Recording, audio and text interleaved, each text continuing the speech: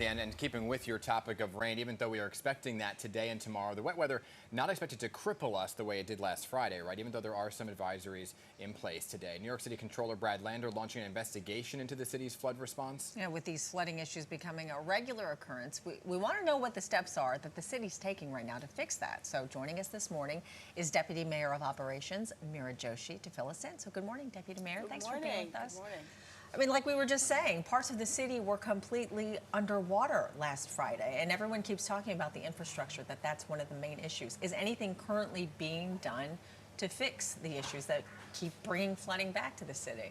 Absolutely. You know, after Ida, a number of recommendations were made. Over 90% of those have been accomplished, as well as our own initiatives that we've started. And it's really short-term and long-term.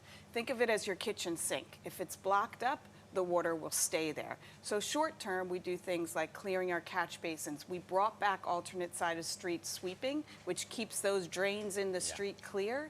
And we do rain gardens, which are small areas that are used to absorb water. Green, they might have a tree in them. You see them all throughout the city. We've put out 1,400 of them since we took office. And long term, we have to look at how do we make every part of our space in New York City absorbent, like a sponge. That's building lakes, building large ponds that become holding tanks when it rains. Additionally, double use for all of our playgrounds and basketball courts. They also have to be holding tanks when it rains.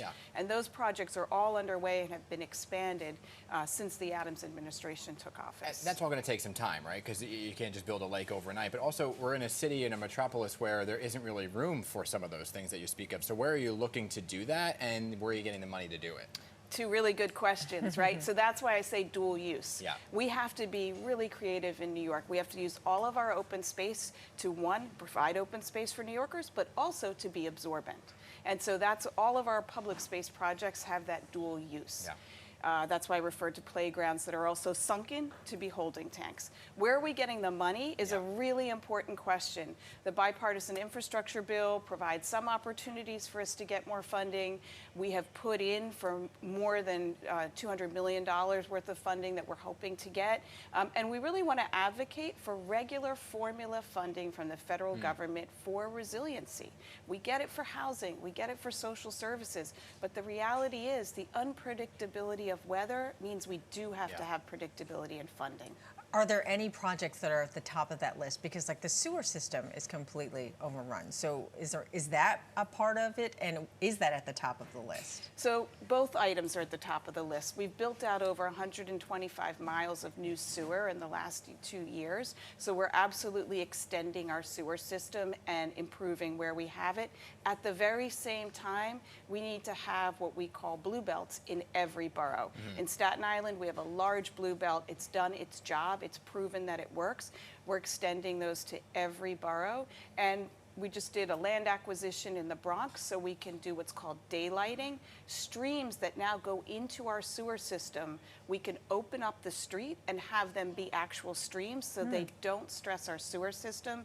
And this administration sealed the deal with the federal government for $1.6 billion for 2 water holding tanks in the Gowanus. This has been a long-standing problem. Finally, we're securing the dollars to get those holding tanks in place. Yeah, it's all very important. I do want to ask about coastal flooding projects as well, right? We hear a lot about what's going on in Lower Manhattan and the resiliency work that's being done there, but it seemed like last week the issue was really in Brooklyn and the coastal areas there. So is that a focus in what's being done for those coastal communities?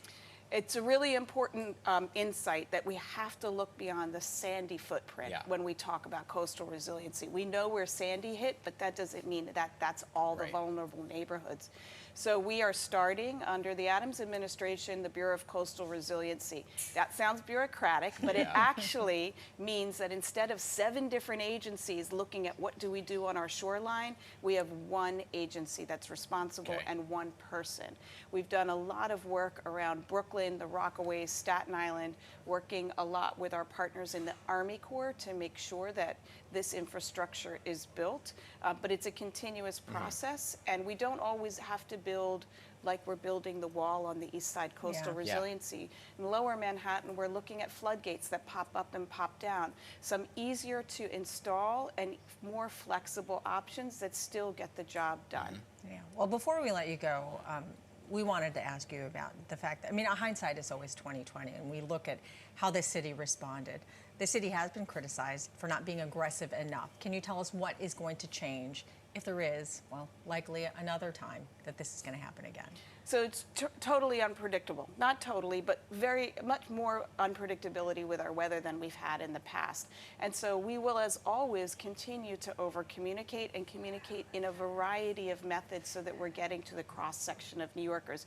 But I applaud Pix 11 and every other news outlet that is covering this, because it absolutely has to be top of mind for New Yorkers that we need to take steps individually and we need to be prepared. And this administration is committed to doubling down on communication. There's a flood plan for today, because there is some talk of flooding? Yes, there's a flood advisory flood plan in effect. That means all our first responders, especially in floodplains, are on high alert. All our catch basins are being cleaned. We urge New Yorkers to go out if they see catch basins that have trash, clean them. That's how we have clogs.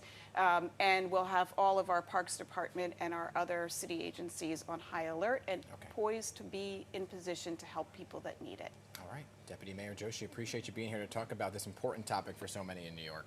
Thank you. All right.